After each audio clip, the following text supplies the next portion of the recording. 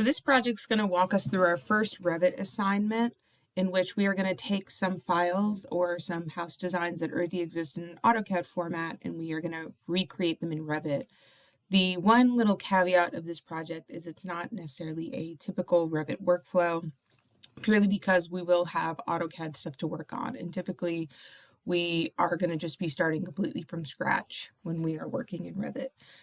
The files that we're going to use come from the Appalachian Energy Center, and you can find a link to this website up on AzureLearn, though I have just downloaded the AutoCAD file for you and put it in the AzureLearn assignment as well.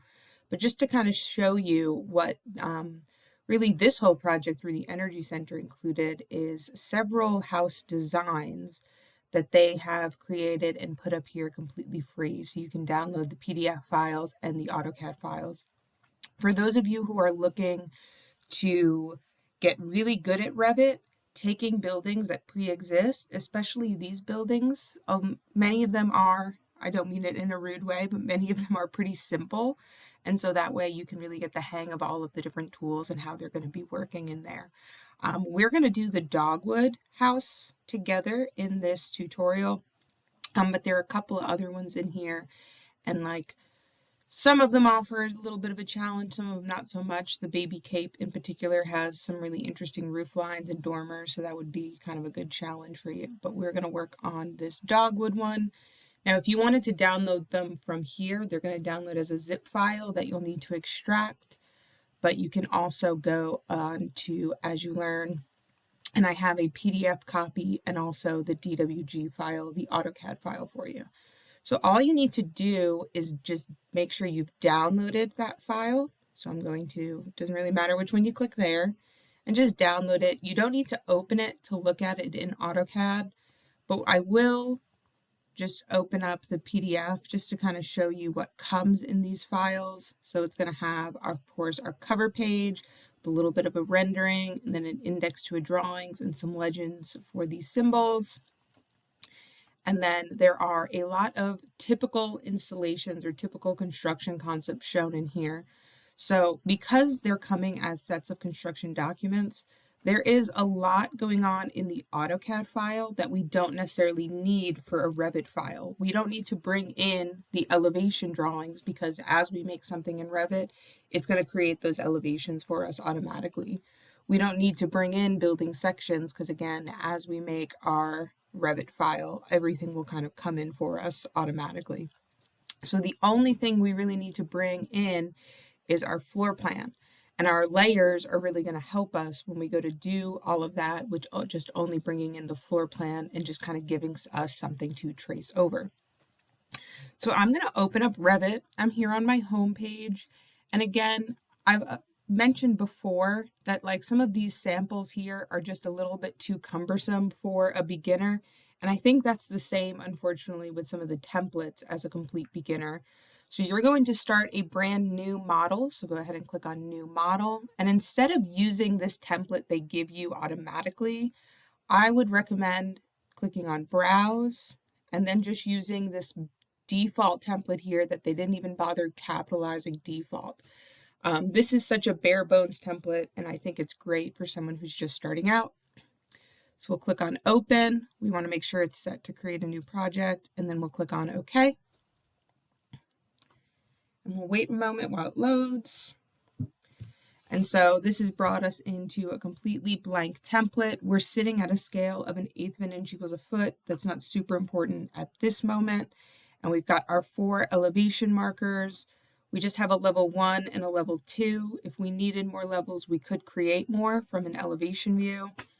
I would recommend in your project browser just minimizing these ceiling plans, because it's pretty typical to accidentally click on them. So go ahead and click on that little negative, so that way the ceiling plans go away for the time being. And we've got our floor plans, we've got our elevations, and we don't have any sheets made. We'll do that in our final step of our project. So when we go to create our building, we want to make sure we create it or try to make it within these 4 elevation markers. It's okay if we don't, we could move them, but we're just going to try to put them in there for now. Since we have an AutoCAD file to work from, what we're going to do is just insert that file in here. So I'm going to come up to the Insert tab and click on Insert. And then we could either link a CAD file or import a CAD file. Now, there's kind of two camps of thinking about this. Importing a CAD file is going to take all of that data and all of that information and put it into our Revit file. So it's going to increase our Revit file size, which is going to make it just longer to load, longer to save, particularly like depending on the computer you're working on, it could lag it out a little bit. So I wouldn't recommend importing it, though you could definitely do that. I would recommend linking a CAD file instead. And what that does is linking it, excuse me, linking it keeps it as a separate file and instead just goes and references it. So it keeps this file as small as possible. So I'm going to click on Link CAD. And there are a few steps to do in here before we just click like OK or open. So the first thing I'm going to do is go into my downloads folder. So that's my name, downloads, and then here is my folder. Again, a couple of things that I want to change before I just bring it in is I don't want to bring in every single layer. I'm instead going to say that I want to specify what layers I want to do. And our units, we can leave those alone for now, though sometimes, particularly with like topography, we get files within like meters. So we might need to change our units around. And then I'll leave my positioning and my place at level as the same size. So now I'm going to click on open.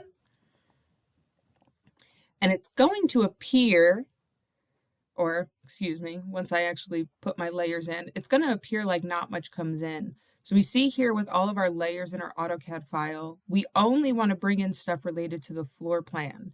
So I want to uncheck everything that doesn't have architectural plan listed on it. I think the easiest way to go about doing that would be to click on check none and then just go recheck all of these plan options. So I'm going to bring in the cabinets, the doors, the equipment, the window glazing. Overhead lines would be helpful for our roof, our prefixes, our porch, our walls, our woodwork, and those are all of our plan ones. So then I'm going to click OK. And it's going to look like nothing came in, but in reality, if I just zoom out by scrolling, my floor plan did come in. It's just over here, and I wanted it to be over here. Now, if I try to click and drag it, so if I click and hold and try to drag it away, it's not moving because it's pinned in place. So what I want to do is click on that pin, and then I can click and drag to move this in place. And I just kind of want to eyeball it in between these four markers. It doesn't need to be perfectly centered. During our last step, we're actually going to move those a little bit closer to our building. And so that has brought in all of our layer work or line work for our floor plan. So this is a pretty simple 2-bedroom home with a fairly simple layout and also a pretty simple roof line, which is why I really picked this one as a beginner because roofs can get kind of tricky. So once we have this inserted in, we're going to go back into our architecture tab and we'll start to put in our walls, our windows, and our doors. That's what we're going to focus on today.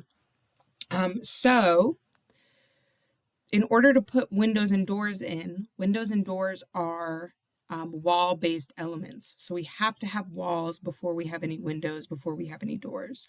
So to do that, we're going to use the wall tool, which is either keyboard shortcut WA on your keyboard. You can see after I typed that in, my toolbar completely changed and so did my properties bar. I'll hit escape a couple times. Or you can click on wall up here, and you'll see too with keyboard shortcuts, they do appear in little parentheses. I can't hover over it because then it'll go away. So you can either click on wall or use the keyboard shortcut WA. When we're creating our walls, a couple of things we want to think about is what kind of wall we're using. So if I click here in my properties bar, I have several different wall types. We're just going to stick to some generic wall types for now, and then in the next video, build them out a little bit. So I'm going to use generic 8-inch for all of my exterior walls, and I'm going to use generic 5-inch for all of my interior walls. So that's one thing we want to consider. And the other thing is our base constraint and our top constraint. We should always have our walls connected as a top constraint to something. There are exceptions to every rule, but this is always just a good thing to try to work for, is placing a top constraint. So since this is a single-story building, I'm going to change my top constraint. I'm just going to click here and change it to go up to level 2. And then you don't actually ever have to click on apply. Once you move your cursor out, it'll automatically apply. And you'll see that my unconnected height changed to 10 feet instead of it being unconnected at 30 or 20 feet, excuse me. The next thing then that I'm going to do is just go around and trace all of my exterior walls. You should work in a clockwise manner, but if you don't, it's okay. There's an easy way to fix it. But Revit wants you to work clockwise. So I'm just going to start in this corner. I'm going to click to start my wall, and then I'm just going to move it over to the next intersection, click again. Notice how I just went straight over that window, and then I can just keep going in this chain. So I'll click down, so I don't need to hit escape or end the tool or start the tool. Again, over that door as well. You need to go over all your doors and windows, so that way we have something to place them in. And then I'm just going to click up. So I'm not worrying about dimensions for the time being. I'm just tracing over how it looks. And then once I'm all done with that chain, I can hit escape 100,000 times. Sometimes when we're tracing over things, our visual styles can be helpful to move or alter. And so I'm going to switch my style at this moment down here with this cube just to shaded.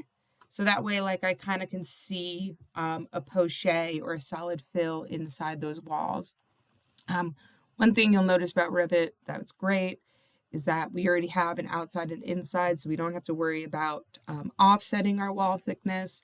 And then we also already have every like corner and piece trimmed together. So it's really, really nice and convenient because Revit understands that. The next step I'll take is I'm just going to put in all of my interior walls. So I'm going to trace over any interior wall using my 5-inch walls. So I'm going to start the wall tool again, which is keyboard shortcut WA or the wall button in the corner. And I still want a base constraint of level 1. I still want a top constraint of level 2. So it remembered that's what I did last time, and it's assuming that's what I want again. But what I do want to change is in my properties here, I'm just going to scroll up and I'm going to change this to a generic 5-inch wall. And then my next step is I'm just going to trace over all of my interiors. And I'm just going to kind of eyeball them into place. So it's okay if I'm not like perfectly on top of the wall. And once we kind of make an intersection, the chain stops and lets us go to a new spot.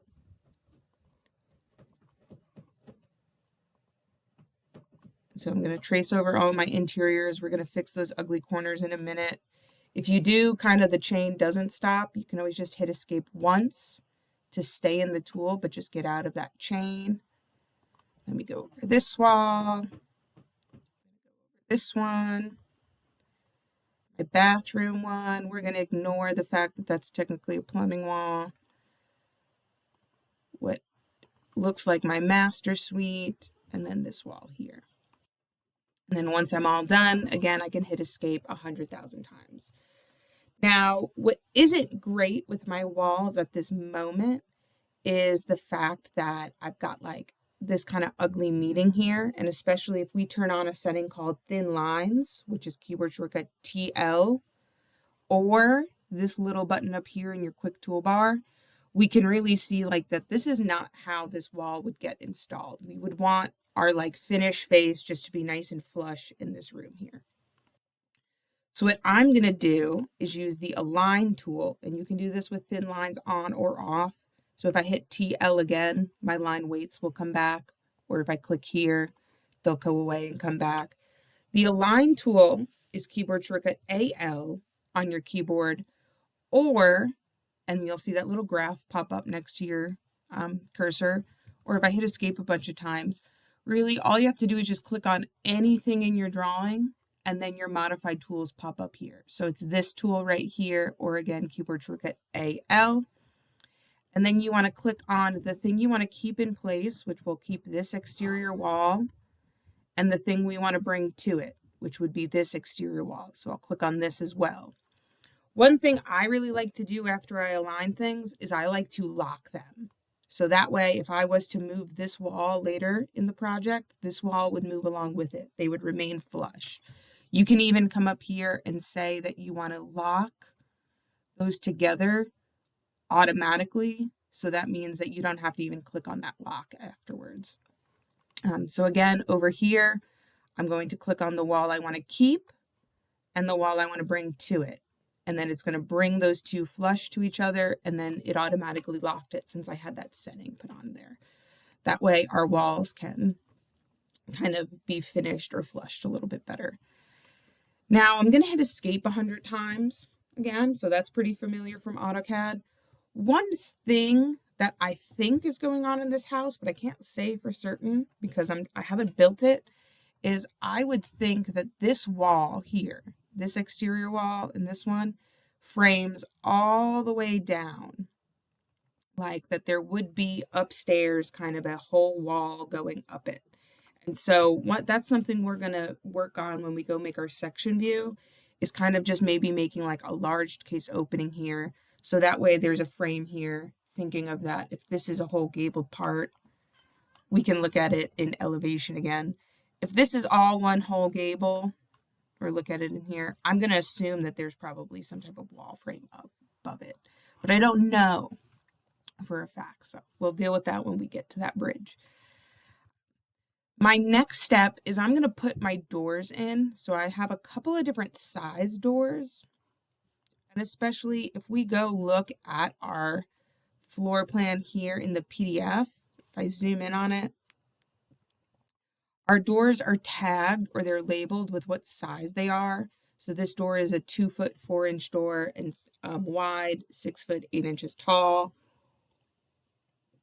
Our exterior doors then are 3 foot wide, 6 foot 8 inches tall.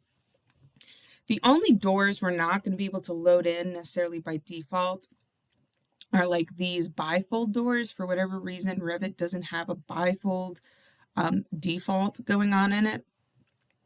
But what I'm just going to do is put just like a regular swing door, or maybe even like a sliding door here on this closet.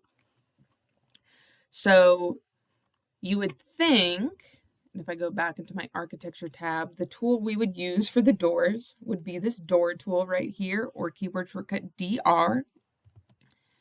And we'll see when we start the door tool in our properties, we have a couple of different size doors loaded into this template by default. There aren't a lot, but there are a few. These would all be interior doors. And we've got a 30 inch, so that would be 2 foot 6 by 80. We've got some 2 foot 8 doors that are 7 foot tall. We've got some, what would that be? 2 foot 10 doors that are 6 foot 8 and 2 foot 10 that are 7 feet. And we've got some 3 foot wide, but we don't have the doors necessarily that we exactly want. So let's see if I have any doors. I've got a 2 foot 8 by 6 foot 8, if I can remember numbers. And we don't have that necessarily in here exactly. So what we're going to have to do is change the door a little bit and make our own kind of custom one. So what I'm going to do is click on Edit Type. And whenever you go to edit a door, what you want to make sure you do is duplicate it first. So I'm going to duplicate this door so that way I keep the original. And you can really name these whatever you want. I'm just going to call mine 2 foot 8 by 6 foot 8. The name you give it here doesn't matter. The parameters you give it here are what matters. And so I've changed its name, and then I'm going to change its height to 6 foot 8. Keep in mind, you can just type one number, space the next number. You don't actually have to put units in. And then for its width, I'm going to do 2 foot 8. And then I'll click OK.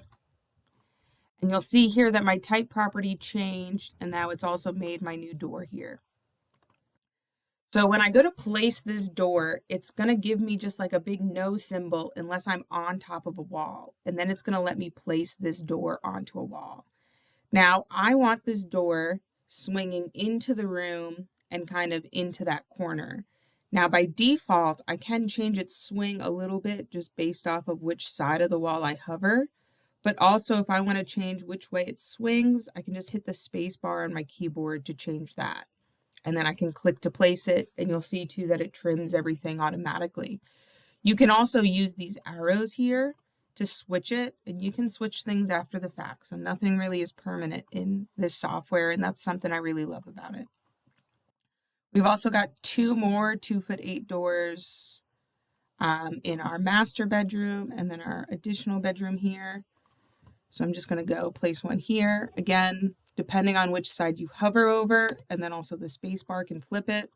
Don't worry if you don't have it exactly on where the door was. We're going to change a little bit of where these doors sit anyway. And I'll put another one here. Now for my bathroom door here and my bathroom, this closet, I believe to this pantry. I'll have to go look. Yeah, this is also a 2'4" door. So we're going to need to adjust those ones. So again, I'll click on Edit Type. We want to duplicate it first. So I'm just going to change its name to be 2'4".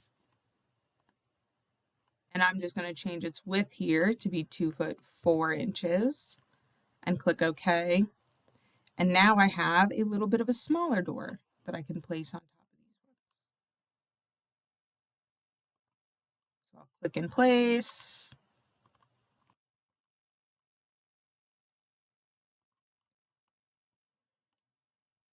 Now for my closet door here, I'm just going to give them a little bit of a larger door. It's okay. I'll give them a 2'4" one, even though it called for a 1'10". So I just gave them a little bigger of a door. For this door, what I'm going to actually need to do is load in a family. Now, if you are logged into your Autodesk account up here, so I hit escape a bunch of times to go back into my original toolbar, you can access the Autodesk families. And I would actually recommend setting a keyboard shortcut up for this just because it's something that I do so frequently and so often, and it doesn't have a keyboard shortcut. So to set up a keyboard shortcut is the keyboard KS. And what we want to do is search up here for load family or load Autodesk, excuse me. And we want to assign a shortcut, and I'm going to make it LF. Assign. But it's saying it's already being used. So let's hit cancel. X up here, lighting. If I search for lighting, I'm going to get rid of this shortcut. I'm going to click on it and say remove just because I never actually used that shortcut. And I'm going to search back up at the top for load Autodesk. And I'm going to assign it the shortcut. Pretty sure I got rid of it. I thought I did. What if I just search for LF?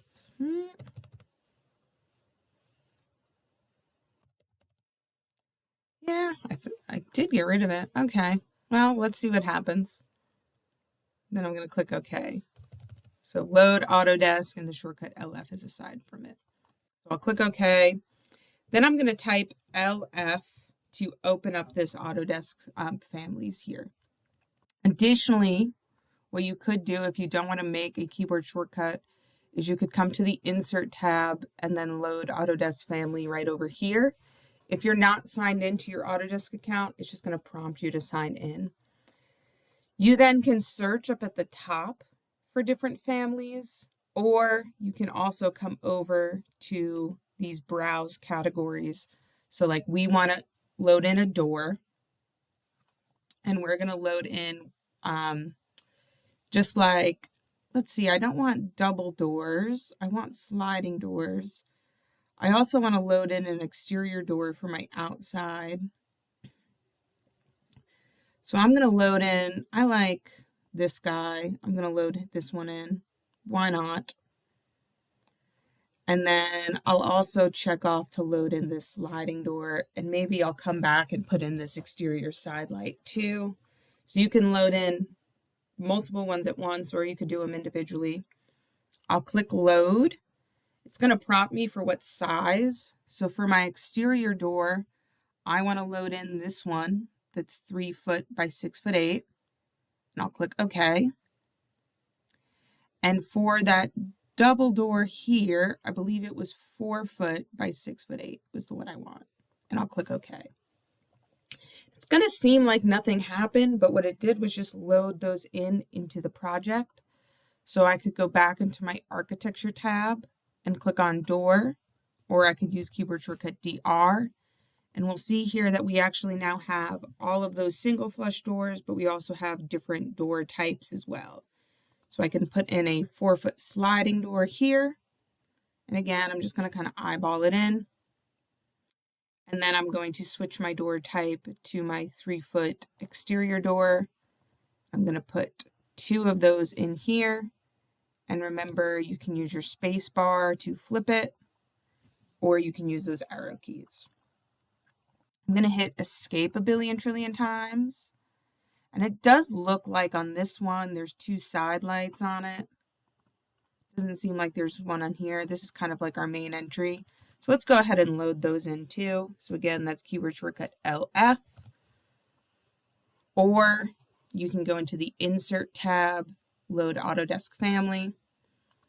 And I'm going to bring this in. Not sure what size I want. So I'm going to bring in just this 1 foot one. I could always change it. If you wanted to bring in more than one size, you can hold the control key and click on another option. And let me go back into door and see, that seems like it's a good size. So this is the 1 foot by 6 foot 8. And I'm just going to put it on either side and hit escape a bunch of times. Maybe use my arrow keys to click on pieces and shift them to the sides with my arrow. Okay. Let's look at our building 3D real quick. And so if I click on my default 3D view up here, it'll just bring the building up 3-dimensionally, and we then can kind of look around and see it a bit. So again, you can hold the shift key and your scroll wheel down to sort of hover around and look inside. And again, as we've been building out our floor plan, if I double click here on my south elevation, it's already building out my elevations for me. So all of these views are getting made kind of as I just go along with my drawing. And that's pretty great because it can really expedite that process a lot. I'm going to scroll up and go back into my level 1 floor plan. My last step of this particular video is going to be to add in all of my windows. So we've got a couple of windows in here. I'm just going to make all of my windows double hung because that's what it says here. This one I'll do a little bit special. But again, it has the labels or the tags that are telling us our size of our window, and then that DH means it's double hung in there. So it's giving us all that information. The issue that we're having looking at our drawing at the current moment is that all of our windows are kind of like hidden behind our walls. We can't really see them at all. So the problem that we're having is we can't really see where we're going to be placing any of these windows. And so what I'm going to do is temporarily turn on wireframe so that way I can see inside my building or see inside these walls or through the walls. So that's this little cube down here again. We're going to change our visual style to wireframe. And so now all of our walls are see-through and we can start to place our windows. So my window up here is 3 foot wide, 4 foot tall, and it's double hung. And so I'm going to start the window tool, which is either this button here or keyboard shortcut WN. And we have a couple of windows in here. We've got some fixed style windows. So these are windows that don't open. We've got some casement style, and we've got some double hung ones. Now we don't have a window that is the size we're looking for, but what we can do is just click on any one of these double hung windows. We're going to go into Edit Type, duplicate it, and I'm going to call this one 3 foot by 4 foot. And again, the name you give it doesn't really matter. Sometimes I see people just only name them with inches. I've also named them here before tiny bathroom window, just to give me just a note of what it is. And then we are going to change its width to 3 and its height to 4. And you'll see that these rough openings updated for us automatically as well. We'll leave all of its materials alone for now, though this is how you can change things like that. And then I'll click OK. And for its sill height, we don't know for a fact yet what its sill height is, but what I'm going to do is scroll all the way down in my properties bar, and I'm actually going to change its head height to 6'8". So I just did 6 space 8. That way it'll be in line with our doors in theory. And I'm going to place this window, so I'm hovering over the outside of it. Again, you can just kind of rough it into place a bit. Let's see if we have any more of that size window. So that's a different size one. That's a different size one. This is going to get installed differently. That's a double window. That's another one. So we have no others of this particular one in here. So let's make another one that's 2'4" by 3 foot for our master bath. So I'm going to, back in Revit, click on Edit Type again, duplicate it. I'm going to call this one 2'4" by 6'8" and see, I didn't put dashes in between them because it's not going to matter. And then wait, I put the wrong info in there though. It's 2'4" by 3 foot because I said that's a really tall window. This is a door at this point. So I'm going to click on rename because that's going to bug me. Oops. I'm just going to rename it to that, and I'm going to change its width to 2'4" and its height to 3 foot. Click OK. It did update the head height here. I still want it to be at 6'8". So now I'm going to put one in here. That way just all of my windows have the same header. And I believe the same window is sitting above our sink. Yep, in our kitchen. So while we are in the tool with this window size, let's go ahead and put this one in. And then we have another window here. This one is 3 foot wide, 5 foot tall. So we're going to go into Edit Type, duplicate it to 3 foot by 5 foot. Again, name doesn't matter really all that much. And then we'll change its width and its height. Click OK. I'll update this head height. For the next one, I won't update the head height to show you how you could fix it. And I'll place it here. Now for this one, over here in this bedroom, and also kind of like with our kitchen one, we go look at it in the drawing. It's showing as 2 windows, but it's going to help us when we go to dimension it if we model it as one single window. And we don't have a window to do that with yet, so we're going to load one of those in. So I'm going to hit Escape a billion trillion times, and then I'm going to load in a family, which is LF, or insert load family here. This time I'm going to get out of the doors, and I'm going to go back, and I'm going to go into my windows. And there are a lot of different things in here for windows. These are like different patterns you could put on your windows. I'm going to scroll down. This is an awning, double awning window, double casement, window double hung. So here's a double window that's also double hung. We're going to use like one of these casement styles in the kitchen, even though it's not supposed to be a casement. So I'm going to just check this window double hung. That's also a double window. Load it in. I want a width of 6 foot, which it doesn't look like they have the exact one I want, of course. So let's just load one of these in. Doesn't really matter which one. We're going to load it back into our architecture tab, click on window or keyboard shortcut WN, and we'll see here that we need to edit this type. So I'm going to go into edit type, duplicate it. I'm going to call it 6 foot by 5 foot since it's 2 windows. So 6 foot by 5 foot.